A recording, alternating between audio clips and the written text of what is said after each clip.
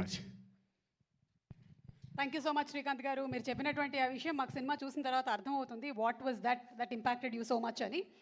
అంజలి please. అందరికీ నమస్కారం, happy new year.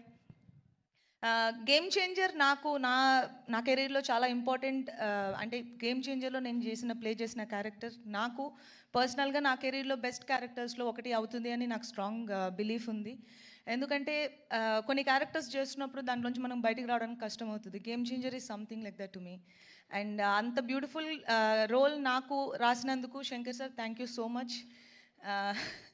And Shankar sir లాంటి ఒక డైరెక్షన్లో వర్క్ చేయడం నాకు చాలా చాలా హ్యాపీగా ఉంది. అండ్ ఇలాంటి పవర్ఫుల్ రోల్ చేయడం ఇంకా హ్యాపీగా ఉంది. బికాజ్ అది కొన్నిసార్లే జరుగుతుంది అండ్ ఇక్కడ జరిగింది. And I feel very lucky and blessed.